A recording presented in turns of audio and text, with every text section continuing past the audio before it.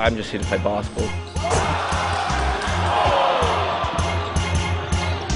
College and NBA basketball fans, they already know Andrew Wiggins, Jabari Parker, now Joel Embiid, but there's one guy that they have to keep in their mind because they haven't seen him yet. They've only heard about him, and that's 6'6" combo guard Dante Exum, who's from Australia. He's a brilliant talent.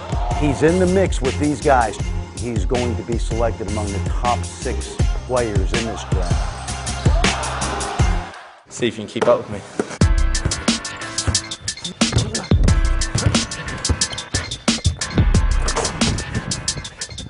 A couple of years ago, I didn't even think I could get this much exposure to be put in this situation.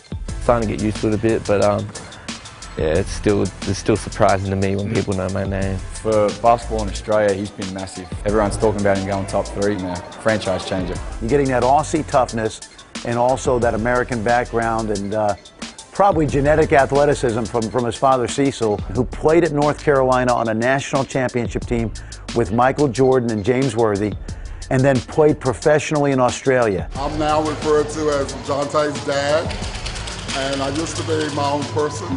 I used to have my own identity as a basketball player. Now the new generation is taking over.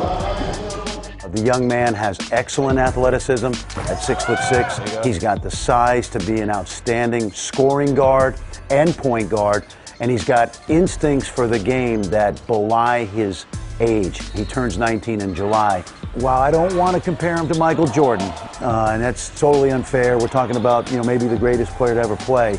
At the same age, he's got the body type and some of the instincts that Michael possessed. Comes off the on ball, just stay in front. Put a hand up, and I'm going to come over and then get back. Don't let him turn the corner. He has a cool sort of confidence about him, that fierceness just, behind the eyes. There. Corner guard, let's go. There, attack it.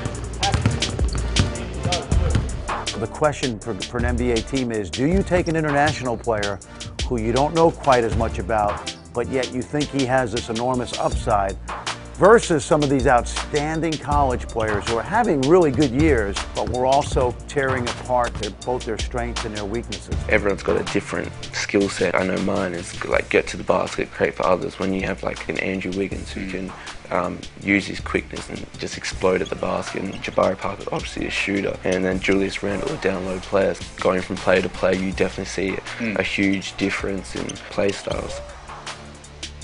Coming here, get a couple shots up before practice.